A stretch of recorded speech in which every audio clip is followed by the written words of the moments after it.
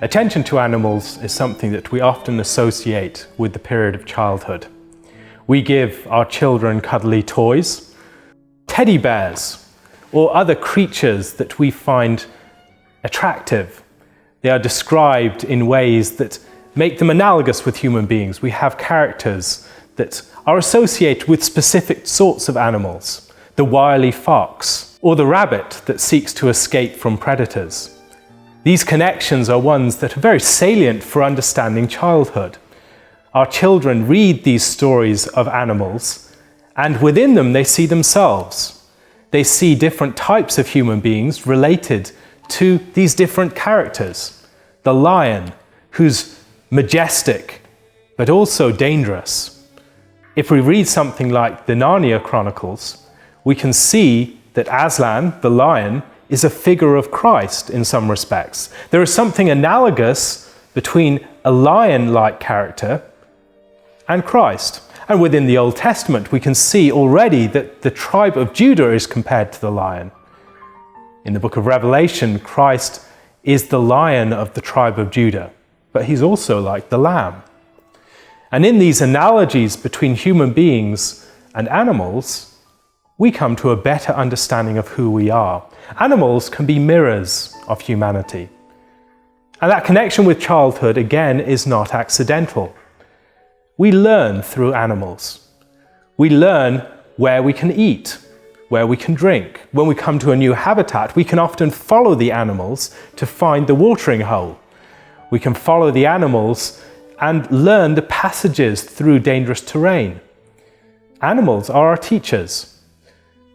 It is not an accident that God, immediately after he had created Adam, sent him to the animals. In the task of naming the animals, Adam was supposed to understand not just the animals, but himself. In regarding the animals, he saw that there was no animal suitable as a helper comparable to him. He was different from the animals.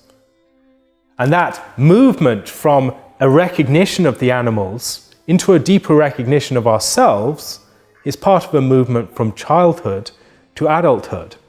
As we grow up, maybe we spend less time tarrying with the animals. That is not entirely inappropriate.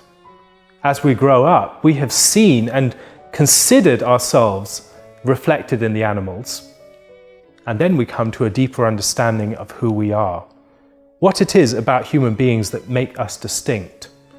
As we see this dissimilarity in these creatures to whom we are in many ways similar, we can come to a deeper understanding of what it means to stand on the other side of that divide, to be those who are created in the image of God. That unlikeness and that likeness, both akin to the animals, but also placed over the animals, with the animals committed to our charge and care. That relationship between children and animals is also seen in our responsibility and care. We have a duty to look after the animals, to care, to love, to protect, to preserve the animals. Often we miss this sense of our duty towards the creation because we think of creation purely in terms of our possession. Yet human beings are created last in the creation and as those who are supposed to serve the creation. We are created for the sake of the creation. The earth needs a man to till it, to dress it, to prepare it, to glorify it. In the same way, the animals need someone to protect, to glorify them, to bring them to their full purpose and their full potential. The animal that has been domesticated and trained is an animal that has been glorified, and that requires human involvement.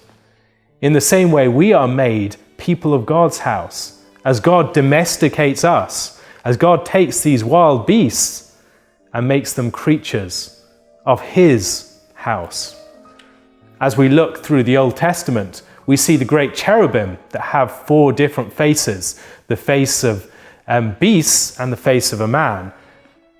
In a similar way, as we are brought into God's chambers, we're brought into God's council, we become like the cherubim. Animals that have been domesticated, animals that are now servants and guardians of the house.